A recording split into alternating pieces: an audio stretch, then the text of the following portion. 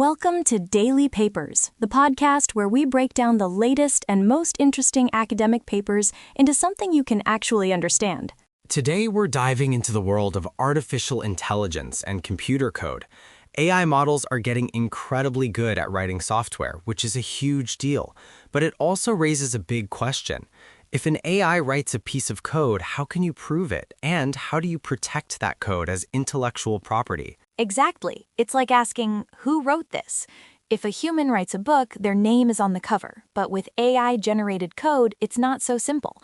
This is a problem not just for ownership, but also for accountability. If some AI-generated code is used for something malicious, you want to be able to trace it back to its source. And that's where today's paper comes in. It's called SWaRL, Safeguard Code Watermarking via Reinforcement Learning.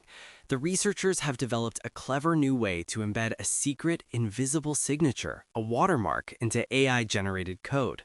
I love the idea of a watermark, like the faint image on a $100 bill that proves it's real. But how do you put a watermark on computer code without, breaking it? Code is very precise. One wrong character and the whole thing can fall apart. That's the core challenge, and it's where previous methods have struggled. One older approach was basically to give the AI a list of preferred words or tokens. It's like telling a writer, whenever you can, try to use the word utilize instead of use. This can embed a statistical pattern, but it often makes the code awkward or can even introduce errors. So the code might have a signature, but it doesn't work anymore. Not very useful. What was the other approach? The other idea was to train a second AI to act as an editor. It would take the finished code and make tiny systematic changes to embed the watermark. This is a bit better, but it's vulnerable. If an attacker knows the editing rules, they can just rewrite the code slightly and erase the signature. This is called a refactoring attack. Okay, so the old methods were either clumsy or easy to break. This brings us to SWaRL. What makes it so different? The secret is in the name. Reinforcement learning. Right. Instead of just telling the AI what to do, they train it using rewards, a bit like how you'd train a dog. The AI, which they call the actor, tries to generate a piece of code. Then a very smart judge looks at the code and decides whether to give the AI a reward. A digital dog treat for good code. So what does this judge look for? This is the genius part. The judge is looking for a combination of three things. First, and most importantly, does the code actually work? It tries to compile and run the code against a set of tests. If it fails, no treat. This immediately solves the problem of breaking the code. That makes sense. Functionality first. What's the second? The second is, does it contain the secret watermark?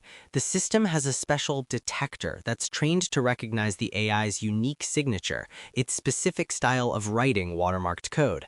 If the signature is there, it gets a reward. And the third? The third check is to make sure the AI doesn't get too weird. The judge gently penalizes the AI if its code strays too far from the high-quality conventional code it was originally trained on. This keeps the output stable and reliable. And there's another clever trick. The AI that writes code and the AI detector that looks for the watermark are trained together in a process called co-training. They're constantly in sync. The detector always knows the code writer's latest secret handshake, making the watermark incredibly difficult for an outsider to find or replicate. Okay, so this training process sounds really smart, but also really complex. Training these giant language models costs a fortune. How did they make this practical? They used a technique called LoRa, which stands for low-rank adaptation.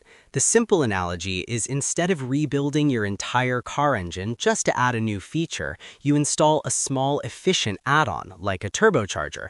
LoRa is like a tiny, trainable module that plugs into the massive, pre-existing AI model. It teaches the model this new watermarking skill without having to retrain the whole thing from scratch. It's incredibly efficient. So, the million-dollar question, did it work? It worked spectacularly. Not only was the watermark strong and detectable, but it was also highly resilient. When the researchers simulated an attack by using another AI to rewrite the code, SWaRL's watermark survived far better than any of the other methods. That's amazing, but here is the part of the paper that really blew my mind. The code that SWaRL produced wasn't just watermarked and functional, it was actually better than the code from the original AI that had no watermark at all. I know, it's wild. The researchers think it's because the reinforcement learning process, with its constant cycle of writing code, running tests, and getting rewarded for success, acts like an intensive coding bootcamp for the AI. It's not just learning to add a signature, the process itself is forcing it to become a better, more accurate programmer. So, to recap, the SWaRL method successfully embeds a secret, robust signature into AI-generated code. It does this without breaking the code, and in fact, the training process actually improves the AI's coding ability. Plus, it's efficient to implement. That's it. It's a huge step forward for protecting intellectual property and ensuring accountability in the age of AI. It gives developers and companies a reliable way to sign their work, proving where a piece of code came from, all while making their AI tools even better. A truly elegant solution to a very modern problem.